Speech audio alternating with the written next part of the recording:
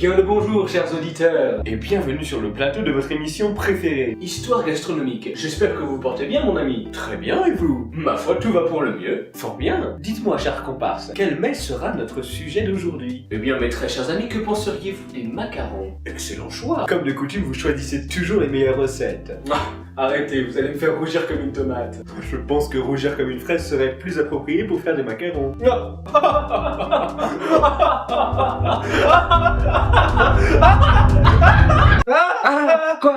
Quoi? Qu'est-ce qu'il y a? Oh, rien. Rendors-toi. Ok. Attends. Qu'est-ce qu'on fout dans le lit, là? Qu'est-ce que tu racontes, mon cœur? Attends, qu'est-ce qui se passe, là? Mais de quoi tu parles? Ok. Où sont tes fringues? Mais c'est quoi ce bordel?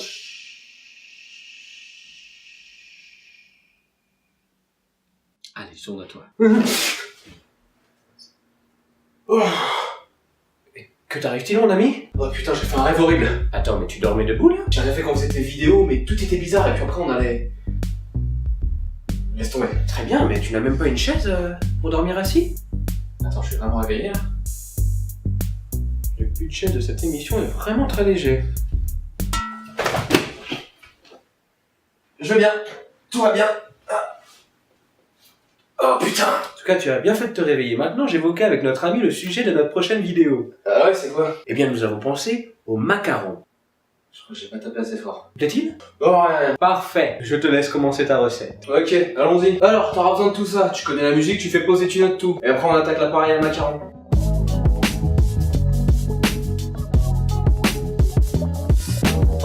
Alors, pour commencer, on va faire la meringue. D'abord, tu sépares tes blancs de tes jaunes pour les monter en neige.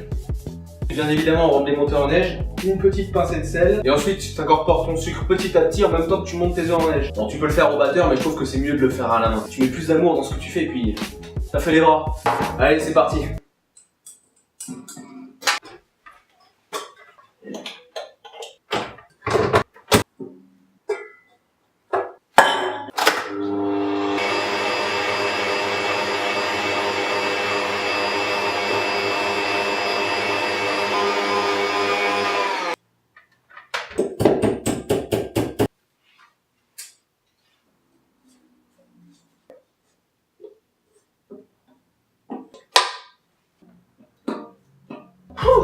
C'est long, mais ça valait le coup. Regarde comme c'est beau. C'est trop. De quoi? Non, excuse-moi, j'ai avalé de travers. Je t'en prie, continue. Ouais. Une fois que ta meringue est faite, tu vas mélanger ton sucre glace, ta poudre d'amande et tes colorants et les passer à travers un tamis. Ensuite, avec une corde ou une maryse, tu vas macaronner. Je trouve ce mot très joli. Tu mélanges simplement ta préparation en la rabattant sur elle-même. Il faut qu'elle devienne moelleuse et brillante. Et pour finir, avec une poche à douille, tu vas dresser tes coques de macarons sur une plaque de papier sulfure pour les laisser croûter. Je trouve ce mot dégueulasse.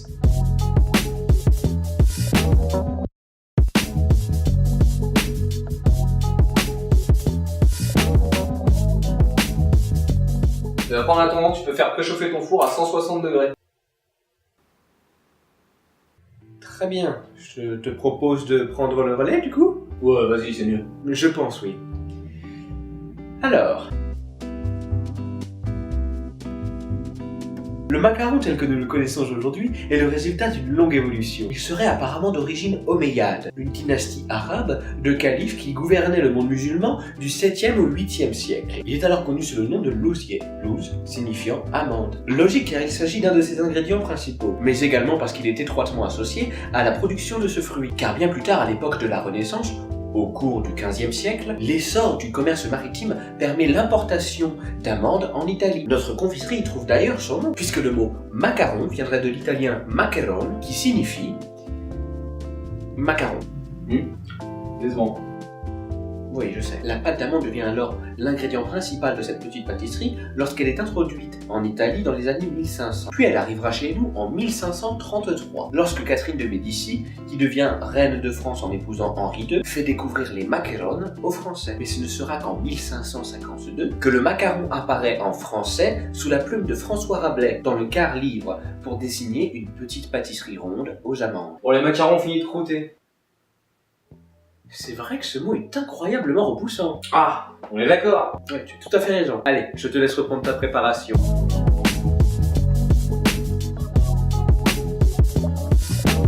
Alors, une fois que tes coques ont fini de Une fois que tes coques sont prêtes, tu peux lancer leur cuisson entre 10 et 15 minutes. Et pendant ce temps, tu peux attaquer ta garniture. Alors, pour ta garniture, tu vas pouvoir râper le zeste de ton orange dans ta crème. Et pendant qu'elle bout, tu vas casser ton chocolat. Et une fois que ta crème est prête, tu vas venir la verser sur ton chocolat. Et tu mélanges avec un fouet. Et une fois que tu as un mélange bien lisse et homogène, t'as plus qu'à mettre ça au frigo pour laisser prendre consistance. Et une fois que tes coques sont cuites, t'as plus qu'à les laisser refroidir pour pouvoir les garnir. Et ensuite, Ah, on attend. je peux continuer mon histoire sinon. Toujours un plaisir de travailler avec toi.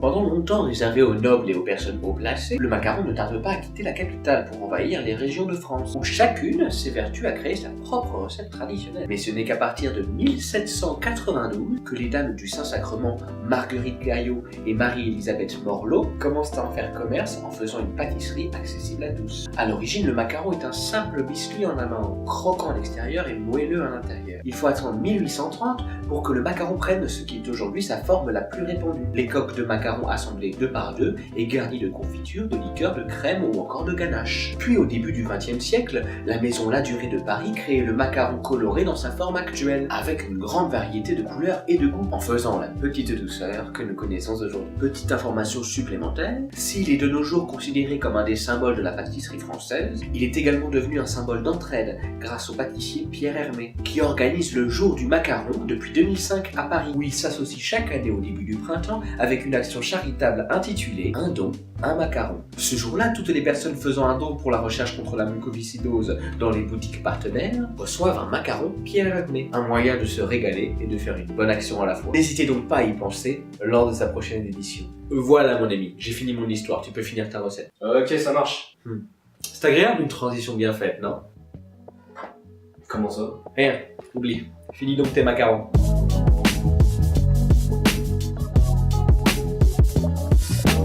Alors maintenant que tes coques ont refroidi et que ton glaçage a pris une bonne consistance, tu vas pouvoir dresser tes macarons. Tu mets simplement ta garniture en poche à douille et tu garnis tes macarons.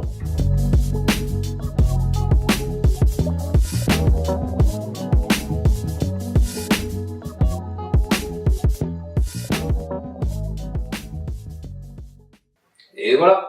Eh bien, nous allons nous régaler. Ouais, je trouve que je les ai bien réussi, ouais. Il ne nous reste plus qu'à les goûter. Ouais. Bon, et toi là, oublie pas, le plus important dans la cuisine, c'est l'amour que tu mets dedans et de la partager. Oui, n'hésite pas à partager la vidéo, l'aimer, la commenter et t'abonner à la chaîne. C'est ça. Allez, salut. À bientôt mon ami. Tes macarons ont l'air d'une douceur. Peut-être qu'après je pourrais goûter à la douceur de ta peau.